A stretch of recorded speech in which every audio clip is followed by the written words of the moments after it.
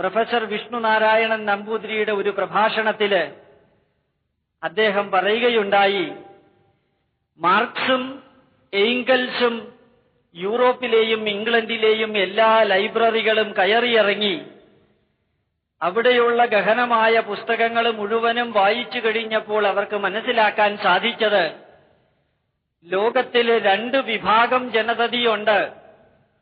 ഉള്ളവരെന്നും ഇല്ലാത്തവരെന്നും രണ്ട് തരത്തിലുള്ള ജനങ്ങള്, the haves and they have notes.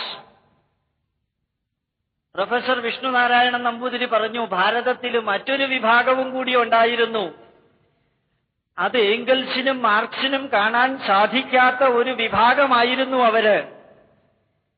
ഉള്ളവരെന്നൊരു വിഭാഗം, ഇല്ലാത്തവരെന്നു വിഭാഗം, ഉണ്ടായിട്ട് വേണ്ടാത്തവരെന്നൊരു വിഭാഗം. ആ ഉണ്ടായിട്ട് വേണ്ടാത്തവരായിരുന്നു ഭാരതത്തിലെ ഋഷിവര്യന്മാര്.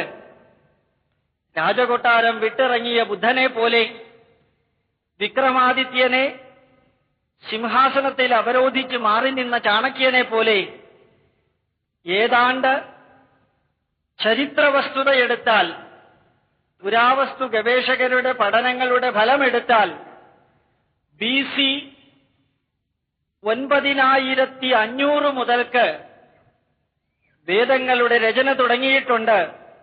BC 9500 മുതൽക്ക് AD 2000 വരെയുള്ള 11500 വർഷത്തെ പാരമ്പര്യത്തില് ഈ ദേശത്തിൽ ഉദിച്ച ചൈതന്യവത്തായ ചിന്താധാരകൾക്ക് കാരണഭൂതരായവരായിരുന്നു ഉണ്ടായിട്ട് വേണ്ടാത്തവരായ ഋഷിവര്യന്മാര്. അവർ ഈ കാലഘട്ടം വരെ ഉണ്ടായിരുന്നു. ശങ്കരാചാര്യര് വീട് വിട്ടിറങ്ങി. പൂജനീയ നാരായണ ഗുരു തന്റേതായിട്ടുള്ളതെല്ലാം വിട്ടുകൊടുത്തു. ചട്ടമ്പിസ്വാമികൾ അങ്ങനെ തന്നെ ചെയ്തു.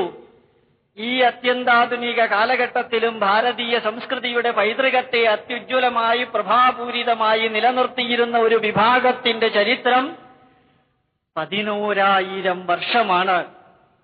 ഉണ്ടായിട്ട് വേണ്ടാത്തവരുടെ ചരിത്രമാണ്.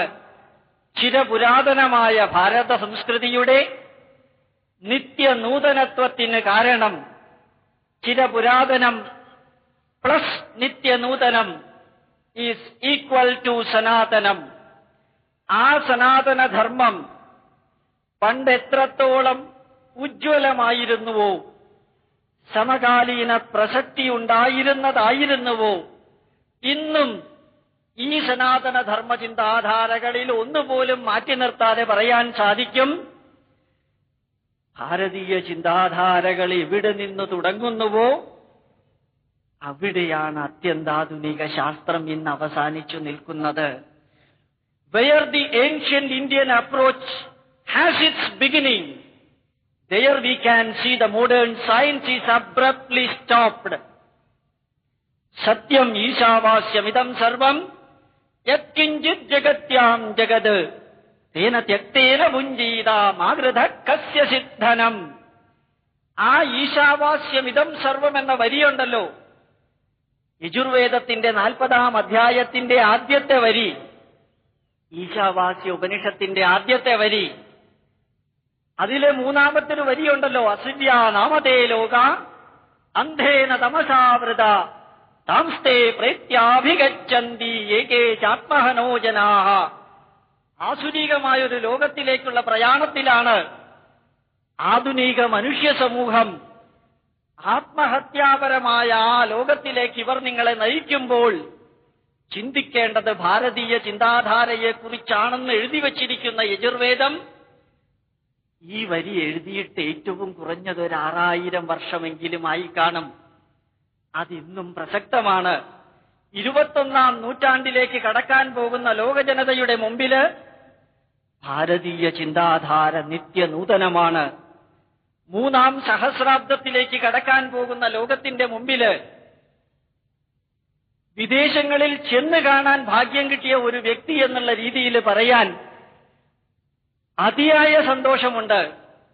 2 കൈയും വലത്തോട്ടും ഇടത്തോട്ടും നീട്ടിയാൽ മുൻപിൽ കാണുന്ന 180 ഡിഗ്രിയുണ്ട്. ആ 180 ഡിഗ്രിയുടെ ദർശനം കഴിഞ്ഞ 100 വർഷത്തെ ആധുനിക ശാസ്ത്രത്തിന്റെ ദർശനമാണ്. ഈ രണ്ട് കൈയും നിവർത്തിയാൽ പുറകിലൊരു 180 ഡിഗ്രി ഉണ്ട്. ആ 180 ഡിഗ്രിയുടെ ദർശനം 11,000 വർഷത്തെ ഭാരതീയ ചിന്താധാരകളുടെ ദർശനമാണ്.